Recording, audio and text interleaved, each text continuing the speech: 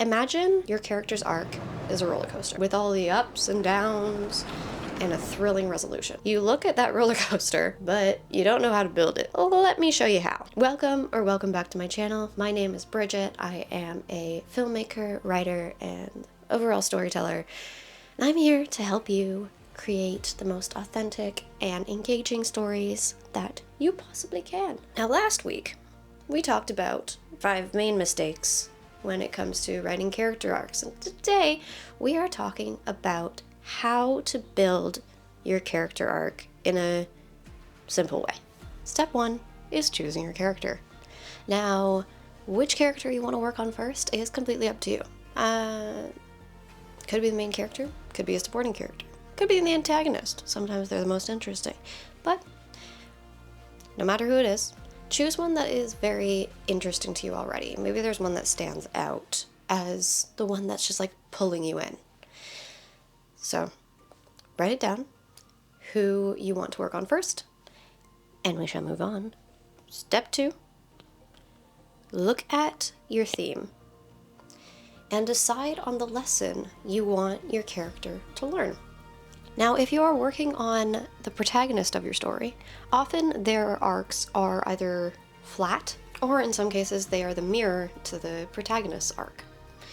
So they learn the opposite lesson of what the protagonist learns, and so they are clashing with each other. The protagonist is, as I said in last week's video, is the carrier of your theme. So their arc, their lesson, is heavily tied to the theme, and they are the person that illustrates the theme through your story. Make sure that your character's lesson is very tied to the theme of your overall story. Step 3 is to build your character's backstory, even if your audience doesn't see it.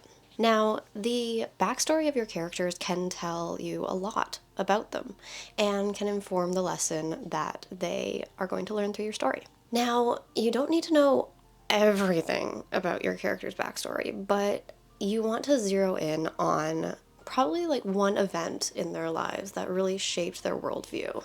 In most cases, this is the turning point early on in the story that we don't actually see.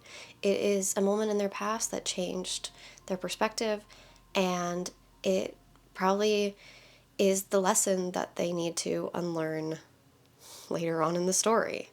They need to shift again in order to grow into a new version of themselves.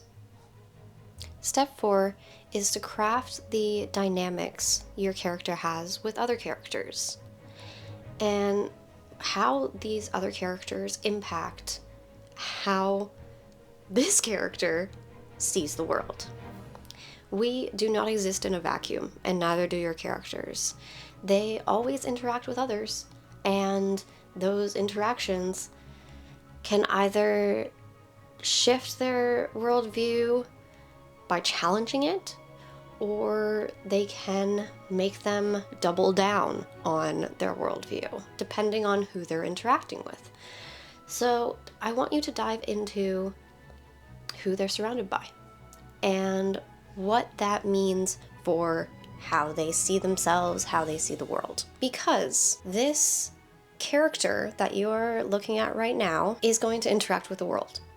They are going to come into conflict with other people, and that impacts their arc.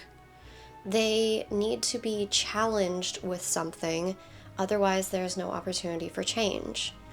If we are never faced with a decision, there is no opportunity for growth. Step 5 is to find the turning point in your character's arc.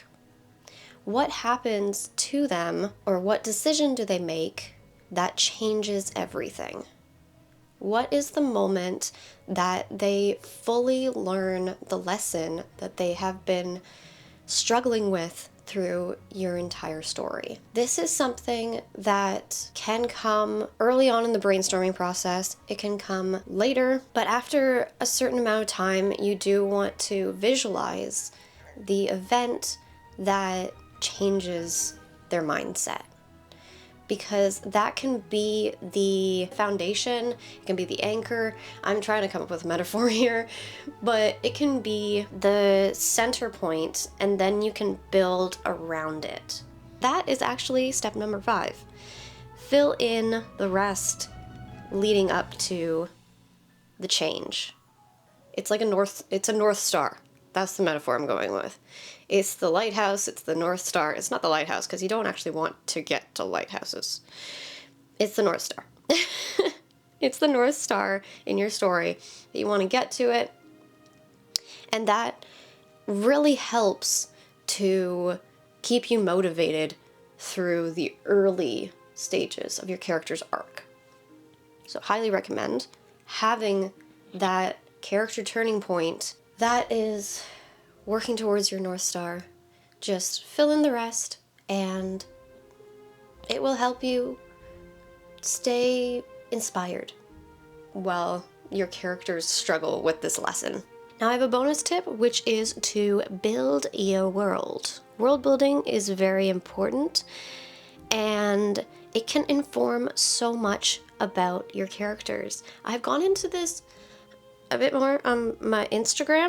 If you want to follow me over there, link down in the description. I talk about different world building prompts, such as like learning about your world's culture, food, their climate, and how that will impact your story.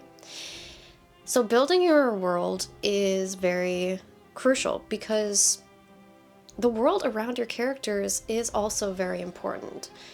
I wouldn't say it's quite to the same degree as character dynamics, but it still impacts your characters quite a lot and can be quite the obstacle in a lot of stories.